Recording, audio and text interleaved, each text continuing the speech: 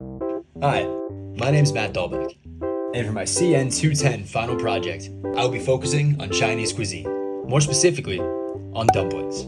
Now, before I go ahead and make my own dumplings, I will briefly be going over the history of dumplings, their cultural significance, and what they are made of. Dumplings in China trace all the way back to the Han Dynasty, all the way back in 206 BC. Dumplings were originally created by a famous physician as a remedy for frostbite during the cold winters.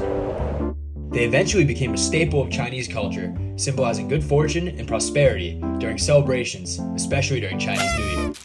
The crescent shape, which you will often find dumplings shaped into, symbolizes wealth. So, how are they made? Dumplings are made by wrapping dough around a mixture of ground meat, vegetables, and different spices. They are usually prepared by boiling, frying, or steaming.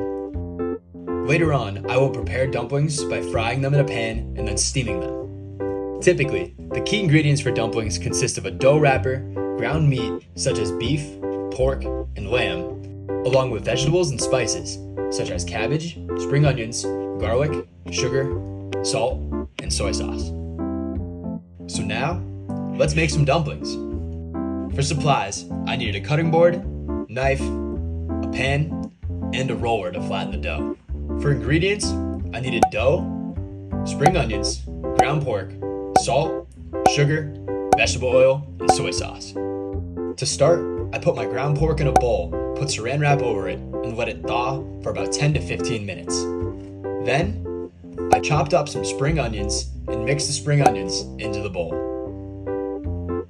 Next, I added salt, sugar, garlic, and soy sauce to the mixture.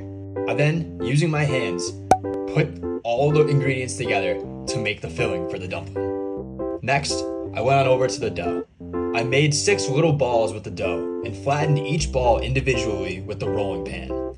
I then kneaded the dough with my hands to make it extra flat in order to make wrappers for the dumplings. Once my dough dumpling wrappers were ready, I took a tablespoon of my filling and put it in the center of my dough circle. I then combined the dough wrappers together and put the dough into a shape that resembled a crescent. Now, it was my first time doing this, so I was a little rusty, but with time, I'll definitely get the hang of it, though this batch definitely wasn't my best. Then, I coated a frying pan with some vegetable oil and let that heat up. I turned on the oven to medium-high heat and let the oil sit in the pan.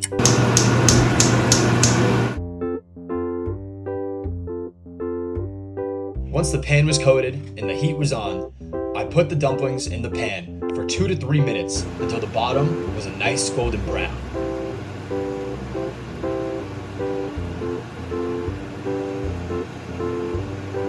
I then poured water into the pan and then covered with the lid and then steamed the dumplings for 3 more minutes.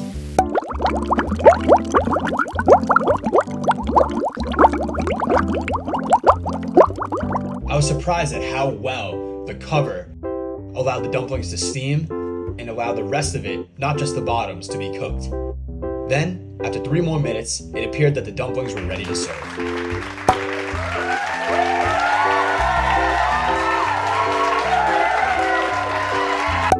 While they didn't look exactly how I wanted them to, they tasted really good, and know that this will not be the last time I make dumplings.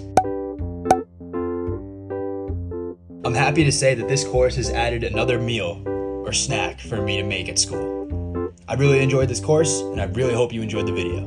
Thanks for watching.